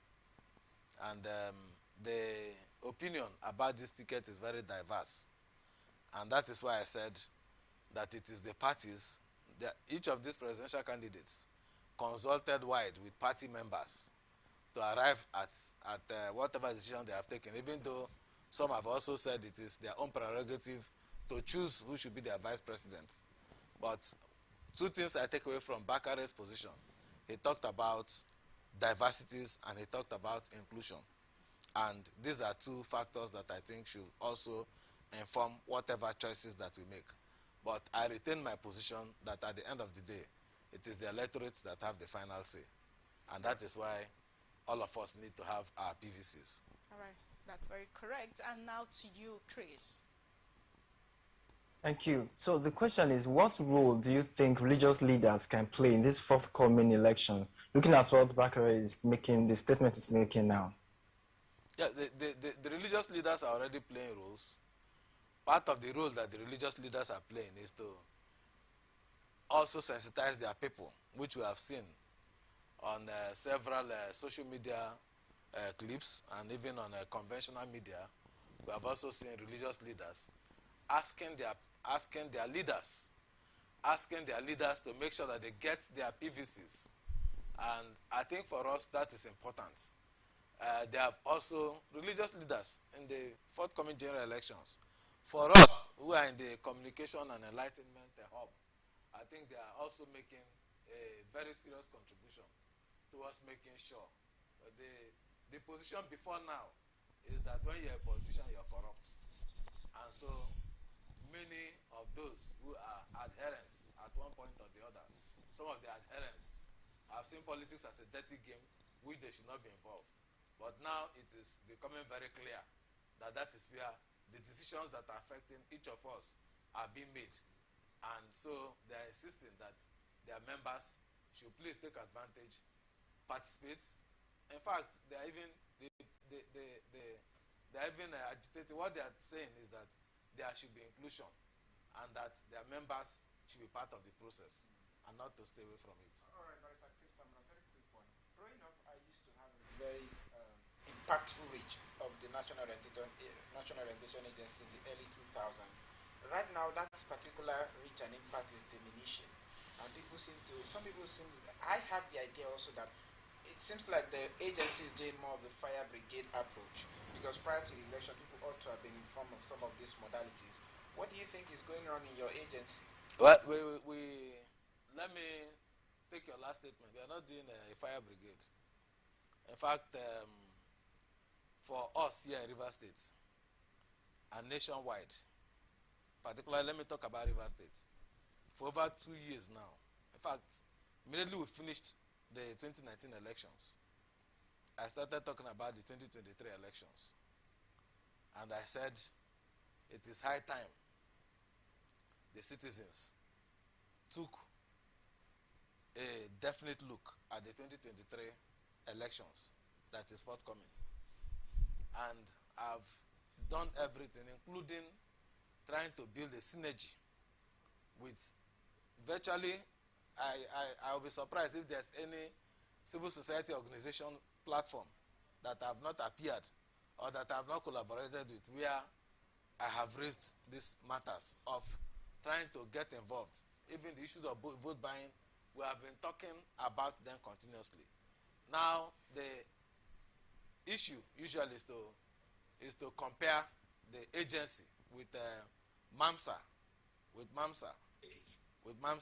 and I want to tell you that it's the structures are different. The structure basically is the same. We still have the organization at the local government, at the state, and at the national level. And the other thing I want to also mention is that it's not a fire brigade. You know, as a lead communication agency, as a lead information agency in the country, we have other programs that are running side by side. For instance, it might interest you to note that currently the National Orientation Agency is doing a program of enlightenment. From tomorrow, the counting for the trial census that had started from Wednesday, the counting is starting from tomorrow. So our people, our field officers, the community orientation officers, they are there in the field. But so that is what I'm trying to drive at, that our engagement depends on the particular program and activity of government, the particular policy of government that is trending, and part-time, and also depends on budgets. You cannot compare the budget in MAMSA that had its direct funding from the presidency and what we have now. Now, I've not stopped telling people that sometimes we are driven to the point where civil servants these days, service-wide, sometimes subsidize the functioning of the organizations with their own income. So budget issues are concerned, and as many agencies, but we are not deterred, as many MDAs as possible that want to collaborate with us, we collaborate with them, and other stakeholders, NGOs and civil society organizations, we are collaborating with them. All right, thank you. Thank you, Barrister Ayo Tamu Not Young. It's been an honor having you here this morning on ATN Blowout. Thank you. It's really a blowout. That's the whole idea. Thank you for blowing out with us this morning once again. Thank you. All right, thank you very much. Because of our time, we just have to quickly wrap this up. Thank you very much, Adejumo Adekunle, my co-host. Thank you, Patience Obert from Abuja studio. Thank you, Christopher Loki from our Lagos studio. My name is Vivian Douglas. That's been our show for this morning. We are stepping out of the studio for the sports talk to take over. However, let's continue this conversation on the social media. You cannot afford to leave electioneering in the hands of politicians anymore. So have you gotten your PVC? Get your PVC, get set. Let's follow the conversation. Let's look at the individuals. Let's think beyond party lines and ensure that we understand what we are going into, because whoever we give that one vote to determines what our 8 years or 4 years is going to be going forward. So whatever it is, follow the conversation. Let's go to our social media handles and continue this conversation. Have yourself a fantastic day ahead.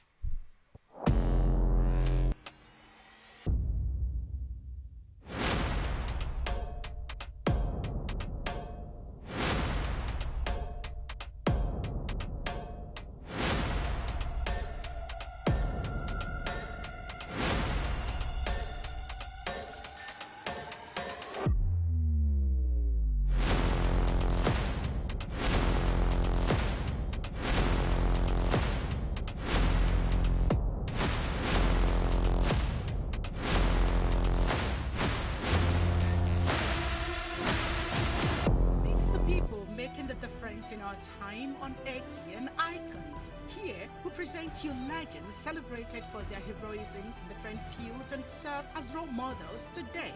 ATN Icons, showing every Sunday 8 p.m. to 9 p.m. on Atlantic Television Network, StarTimes DTH channel 194, ATN Live on Google App Store, Facebook Atlantic Television Network, YouTube Atlantic Television Network, Instagram Atlantic TV Network, Twitter Atlantic TV Net. For sponsorship 0810-634-1777. ATN Icons, celebrating the giants of our time.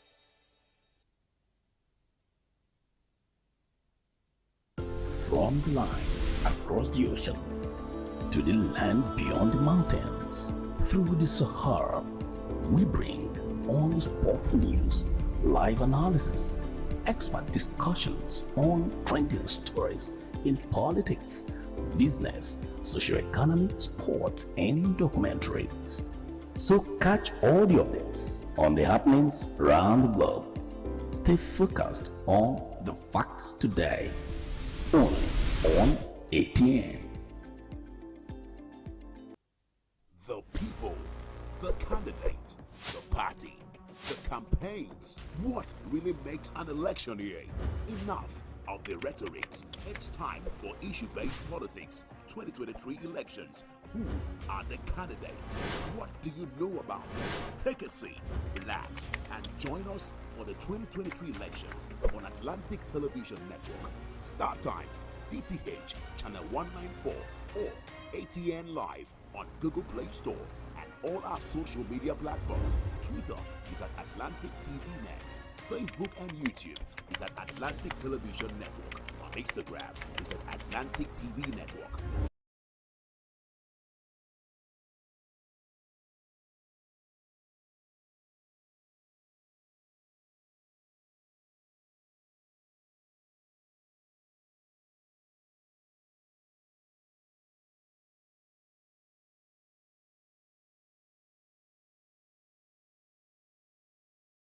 of order.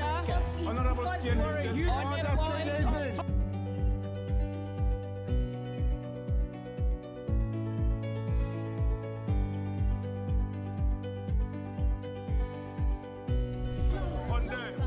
They are not picking our calls.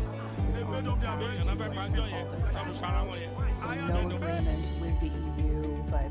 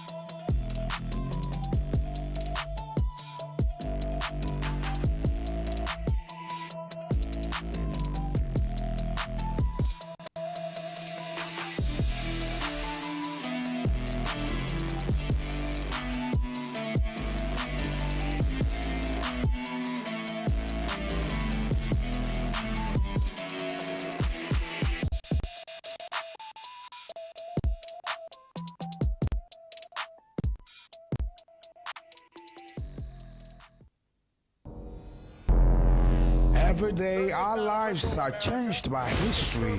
We are one people, all of us. Leaders, politics. Nobody's ambition is what they blood. I have fought a very family. Natural occurrence, war, and the world economy. I belong to everybody, and I belong to nobody. ATN covers it all on ATN Politics today.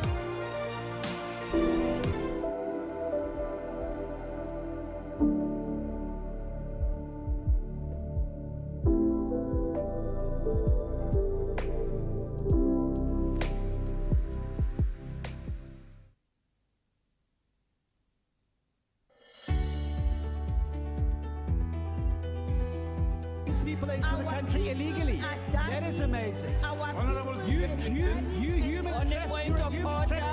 Honorable statement.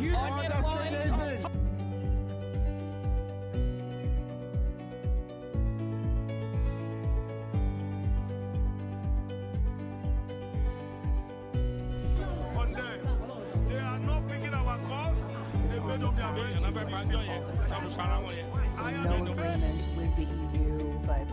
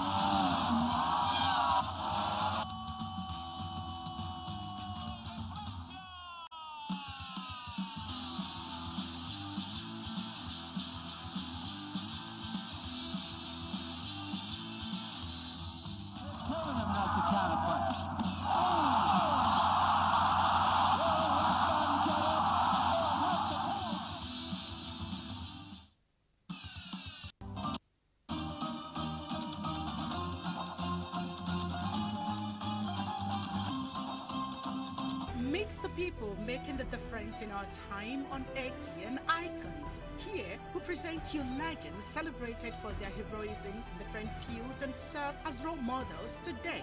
ATN Icons.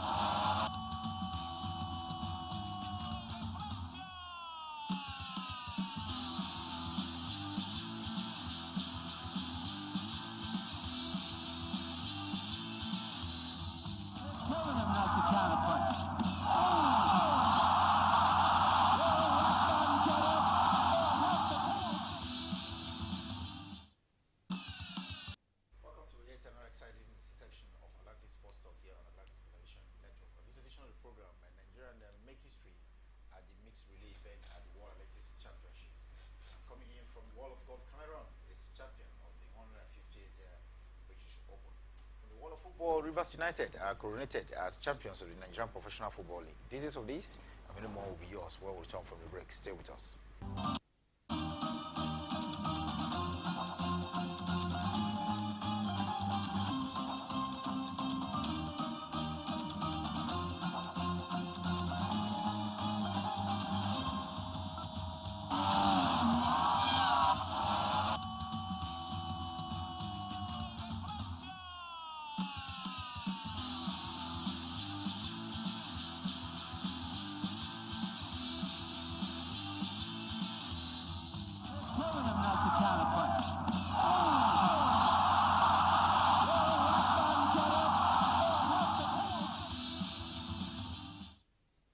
Every Sunday, 8 p.m. to 9 p.m. on Atlantic Television Network, StarTimes DTH channel 194, ATN Live on Google App Store, Facebook, Atlantic Television Network, YouTube, Atlantic Television Network, Instagram, Atlantic TV Network, Twitter, Atlantic TV Net. For sponsorship, 0810-634-1777. ATN Icons, celebrating the giants of our time.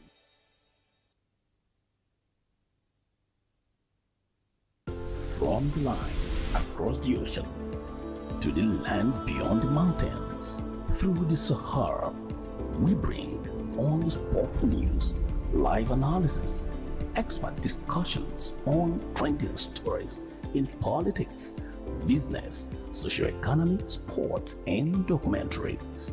So catch all the updates on the happenings around the globe.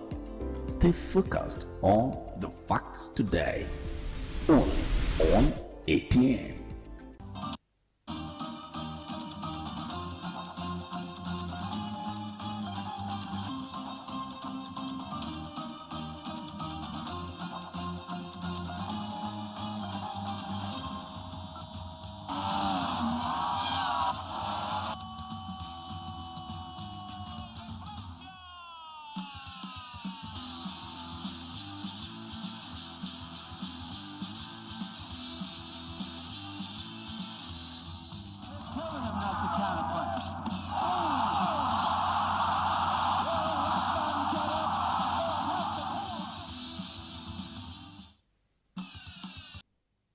Atlantic Sports Talk. On this edition, I have with me Ekpo Temple. Nice to have you. Well, the pleasure, Mr. Siri.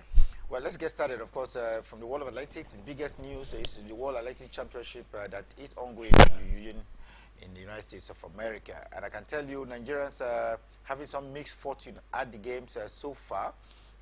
We have had to crash out in one or two events, especially in the 100 meters dash event. But in the 4x400 meters mixed relay, a quartet of Imabong Uko, Natalie Samson, Dube Damene, and Patience Okonjo will have to share some $8,000 for their effort of coming sixth in the event.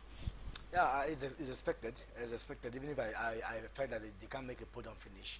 But from the first race, when they started in the heat, I knew that they are up for something. In fact, if not for the last deal we saw from Uko, I'm sure they would have made a podium finish at the heat before they qualify for the semi-finals, from there to the finals. And the moment they go to the finals, I knew that there's a tendency for them to win something, and I need to really commend Nathaniel. Nathaniel was the man to beat. I mean, she pulled a whole lot, and also also did a whole lot in the heat semi-final and also in the finals. But I mean, we can't but say that George and Issei, the ladies there, did the little they could. But the good thing is that they finished 6, and with that now they got $8,000 for themselves. It's something that they will really appreciate. As they're showcasing yourself at the world stage, it's a very important. I see them as future leaders or future athletes that will help Nigeria achieve something. Maybe this is another trial for them, but I think it's a good job, a good work well done, even if they came out without a medal. Nigeria without a medal in the mixed relay event, but they made record of being at least a 6th place finalist at the World Athletics Championship in the Hayward Field in the United States of America. They did that effort in a time of 3 minutes, 16.21 seconds, and to become the very first 1,600 meters mixed relay team to get to the final of a global championship.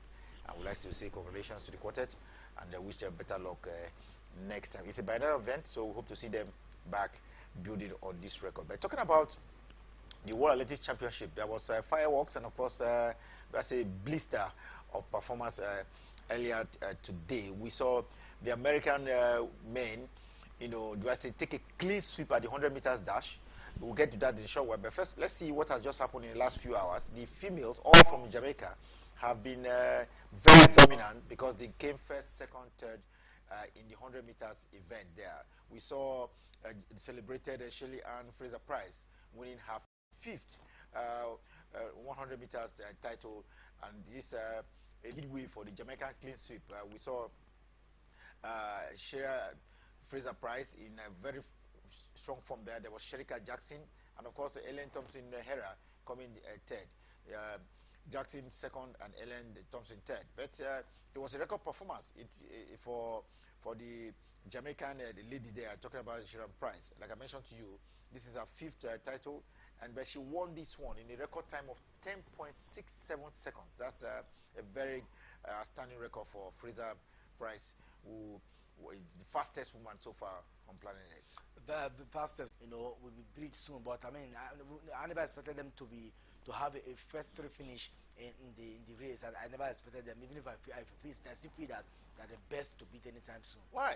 This is the same quartet, that's a trio, the same trio that won at the last year's Olympics. All 3 of them won first, second, and third. And this is the very first time we are having, in the women's race, having 3 winners in the same race from the same country. So they set the example in the last year's Olympic, and they have now continued with the next World Athletics Championship.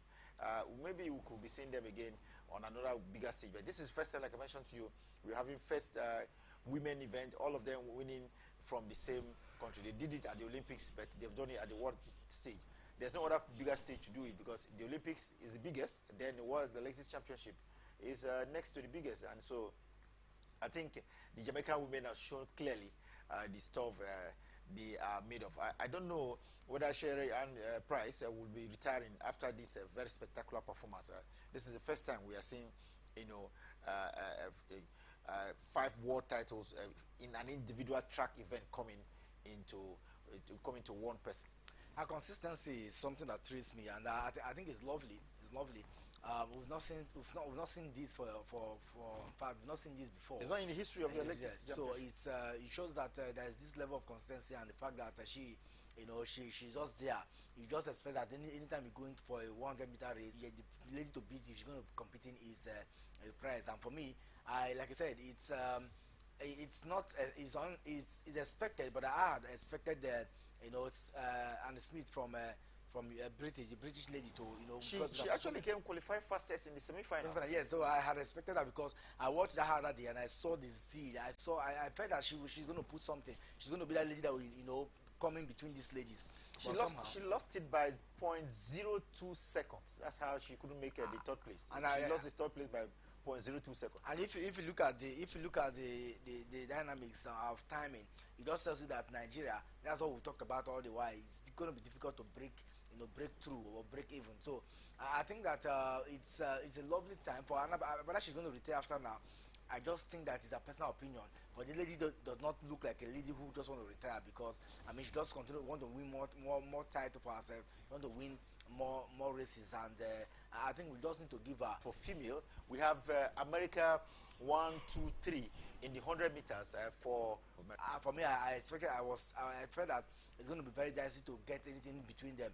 And for me, I mean, since 1991, we've not seen such. You know, we're just going to see another one again this year, and it's lovely for the US. How they've always been there in the making a podium finish, but this time it was a clean sweep for them, and for me, it was dramatic. The World Athletics Championship was 31 years ago. In 1983, there was the trio of Calvin Smith as well. So the Americans know how to do 1, 2, 3. They've done it before. Like I mentioned to you, last time they did it was 31 years ago. But for the Americans, ladies we talk about, they were for the very first time in the females that we're having a clean sweep of 1, 2, 3 for females. But for the male, we've seen it before. It was done by the same United States of America. Like I mentioned to you, the last time was years ago. But before then, they did that same feat in 1983, and that's like 39 years ago. So the Americans are used to doing a clean sweep in 100 meters, but this is the first time we are having it in over 31 years. The Americans wouldn't let off. What do you make of it? Why do we have America very dominant in the 100 meters for male? Because they put in more effort. Some of that is difficult. It's like something that is like hereditary stuff. Maybe not so, because during the time of Zimbabwe, we saw that zeal in them. In fact, very much effort. They have the facilities. They have a whole lot, you know, in between. Now you ask yourself, what is the difference? The difference is very clear. I just think that some of these players, they know what they wanted. They are trained in that category. 100, 200, just see them. You know, they have a lot of athletes, so it's easy for them to just select. Okay, these are the people who are representatives, and because they have a good time too. I mean, this is not a record-breaking time like the one you read out for Kerr, but somehow he was able to hold his own. We saw him prior to this particular one. You know, the attempt he has made, you know, creating some personal best for himself. It just tells you that this man is the man to beat, and certainly he lives up to that billing. So I think it's about institution. As a country, the US, they are known for building institutions for athletes, and so far we have seen them. Even if I'm no surprise why they are also topping the medal table, and I think it's a way to go. If you want to, I think he has gotten something close to about $70,000 US dollars for himself. It's a lovely one, and with all the money now goes to that category, goes to United States of America. What a feat, if you ask me.